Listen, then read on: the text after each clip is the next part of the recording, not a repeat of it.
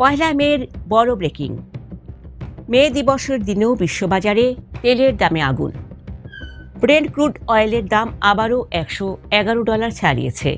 Al Jazeera জানাচ্ছে 8 April থেকে যুদ্ধবিরতি চললেও হরমুজ প্রণালীতে অচলাবস্থা কাটছে না। ইরান তেহরান থেকে সাফ জানিয়ে দিয়েছে শান্তি আলোচনার ফলাফল দ্রুত আসার আশা করা ঠিক হবে না। কেন এ সংকট মিটছে না? তেহরানের দাবি, আমেরিকাকে আগে তাদের তেলের উপর থেকে নৌ অবরোধ পুরোপুরি তুলে নিতে হবে। কিন্তু ওয়াশিংটন এখনও স্পষ্ট সংকেত দিচ্ছে না। এর মাঝেই আরব আমিরাত ওপেক থেকে বেরিয়ে যাওয়ার ঘোষণা দিয়েছে, যা তেলের বাজারে অস্থিরতা আরও বাড়িয়ে দিয়েছে।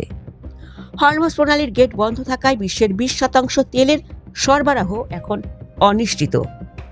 অর্থনৈতিক বিশ্লেষকরা বলছেন, তেলের এই মূল্যবৃদ্ধির ফলে মুদ্রাস্ফীতির ভয়াবহ রূপ নেবে। বিশেষ করে এশিয়া ও ইউরোপের দেশগুলো সবচাইতে বেশি বিপাকে পড়েছে। ইরান এখন রাশিয়ার সামরিক ও ডিজিটাল সহযোগিতায় এক নতুন জোট গড়ছে, যা আমেরিকার অবরোধকে ব্যর্থ করে দিচ্ছে। অর্থাৎ যুদ্ধ এখন আর কেবল সমরাস্ত্রে নেই, এটি এখন জ্বালানি ও অর্থনীতির মহাযুদ্ধে রূপ নিয়েছে।